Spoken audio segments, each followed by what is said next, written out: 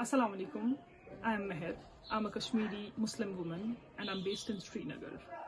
Today, my message is to those Kashmiri Muslim men who are, happy, very happy, overwhelmed with Taliban taking over Afghanistan and are rejoicing and deep down have some other hopes too. I must tell you, Afghanistan is facing the greatest brutality in the history. The women are being oppressed in a very bad way, and we stand with Afghanistan women. We are India. We are not Afghanistan, and we will never be Afghanistan. And we won't accept, we Indian women in all, won't accept the Talibani mindset of you men here in Kashmir or elsewhere in the world. We, the women of the whole world, are together in this. We stand against the brutality of women in Afghanistan or elsewhere in the world.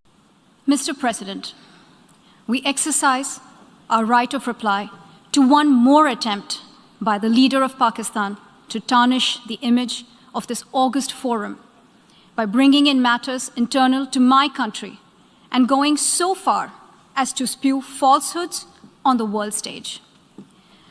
While such statements deserve our collective contempt and sympathy for the mindset of the person who utters falsehood repeatedly, I am taking the floor to set the record straight. Regrettably, this is not the first time the leader of Pakistan has misused platforms provided by the UN to propagate false and malicious propaganda against my country, and seeking in vain to divert the world's attention from the sad state of his country, where terrorists enjoy free pass while the lives of ordinary people, especially those belonging to the minority communities, are turned upside down. Mr. President, member states are aware that Pakistan has an established history and policy of harboring, aiding, and actively supporting terrorists.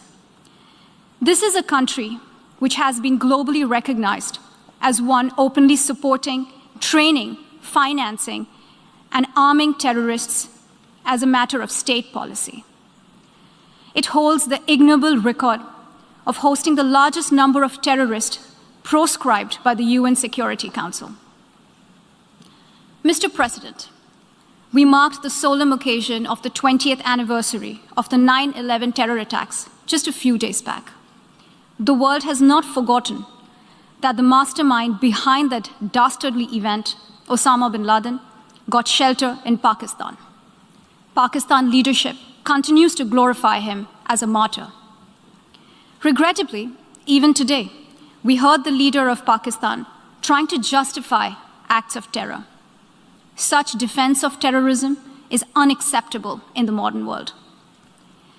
We keep hearing that Pakistan is a victim of terrorism. This is the country which is an arsonist disguising itself as a firefighter. Pakistan nurtures terrorists in their backyard in the hope that they will only harm their neighbors. Our region, in fact, the entire world, has suffered because of their policies. On the other hand, they are trying to cover up sectarian violence in their country as acts of terror. Mr. President, this is also the country that still holds the despicable record in our region of having executed a religious and cultural genocide against the people of what is now Bangladesh. As we mark the 50th anniversary this year of that horrid event in history, there is not even an acknowledgement, much less accountability. Today, the minorities of Pakistan, the Sikhs, the Hindus, the Christians, live in constant fear and state-sponsored suppression of their rights. This is a regime where anti-Semitism is normalized by its leadership and even justified. Dissenting voices are muzzled daily, and enforced disappearances and extrajudicial killings are well documented. Mr. President, unlike Pakistan, India is a pluralistic democracy with a substantial population of minorities who have gone on to hold highest offices in the country, including as President, Prime Minister, Chief Justices, and Chiefs of Army Staff. India is also a country with a free media and an independent judiciary that keeps a watch and protects our constitution. Pluralism is a concept which is very difficult to understand for Pakistan, which constitutionally prohibits its minorities from aspiring for high offices of the state. The least they could do is introspect before exposing themselves to ridicule on the world stage. Finally, Mr. President, let me reiterate here that the entire Union territories of Jammu and Kashmir and Ladakh were, are, and will always be an integral and inalienable part of India. This includes the areas that are under the illegal occupation of Pakistan. We call upon Pakistan to immediately vacate all areas under its illegal occupation. Mr. President, allow me to be categorical about India's position. We desire normal relations with all our neighbors, including Pakistan.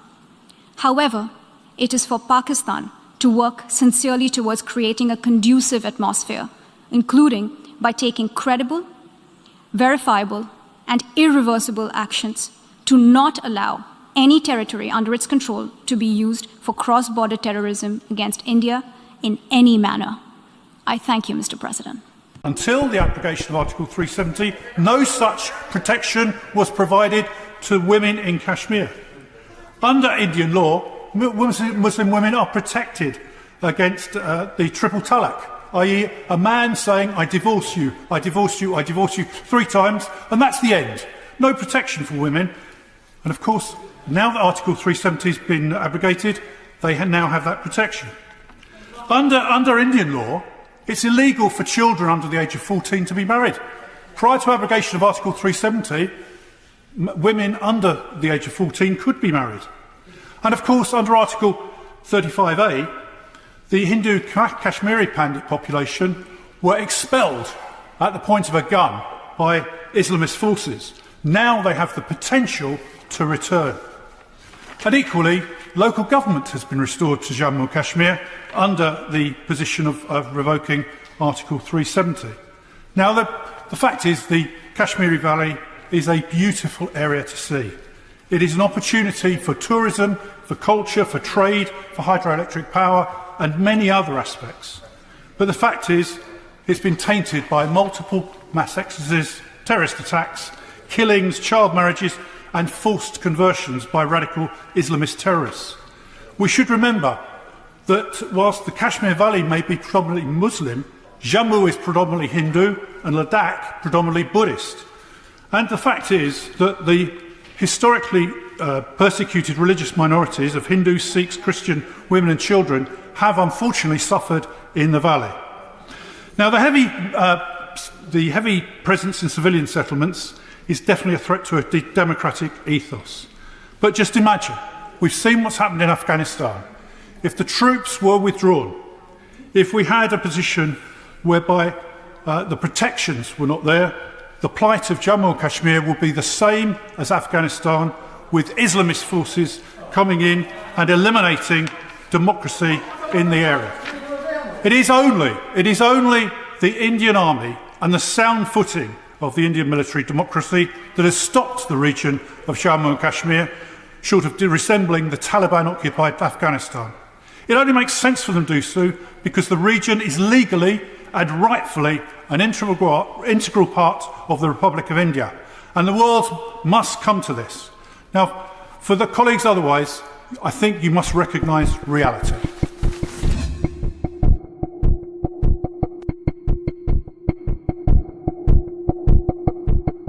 Thank you, Madam Deputy Speaker. The dispute over Jammu and Kashmir is one clearly for India and Pakistan to resolve. That's been the position of successive UK governments of different political stripes, and it's the right one. We should also keep in mind that the whole of Kashmir acceded to India when the country gained its independence in 1947, even if part of the area was subsequently seized unoccupied by Pakistan.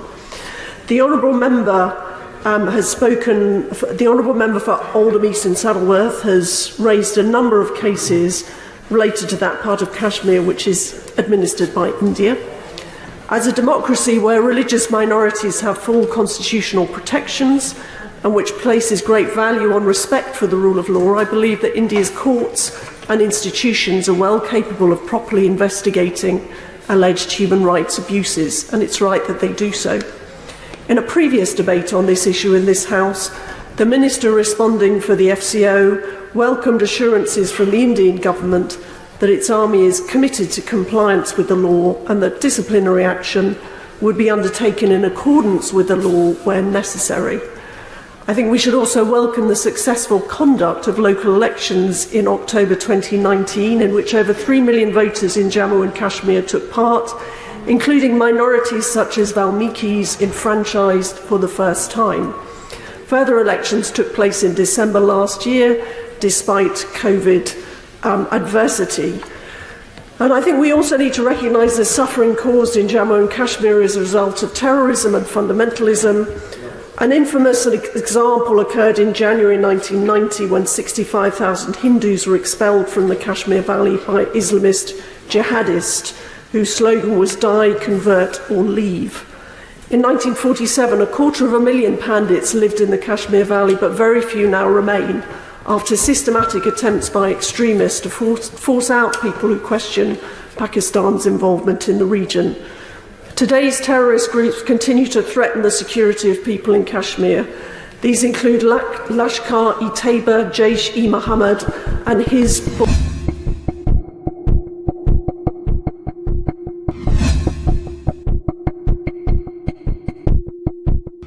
Lashkar-e-Taiba, Jaish-e-Mohammed and Hizbul Mujahideen, which the Indian government believe all have clear links with Pakistan. There's evidence of arms and equipment from the Pakistan military finding its way into the hands of terrorists, and in June last year, Indian border security forces shot down a China-made drone flying in from Pakistan containing armaments. In conclusion, I appreciate that the repeal of Article 370 has provoked controversy, but it has been accompanied by a concerted push to improve prosperity and economic opportunity for people living in the region. Extensive involvement is underway on improving water supplies, roads, bridges, technology, agriculture, tourism, industrial development. Rules which denied certain property rights to women who married men from other parts of India have been scrapped because Article 370 has gone. Better protection for minorities such as Biharis has been introduced. And last but not least, we must welcome the efforts made by the Indian government to grapple with the COVID crisis, which has seen testing and vaccination rates in Jammu and Kashmir amongst the best in the country. So while no doubt this issue will divide this House in the way it has in the past, I hope that we can all agree on the importance of all sides engaging positively together to build a better, brighter, more stable future for all the people of Jammu and Kashmir.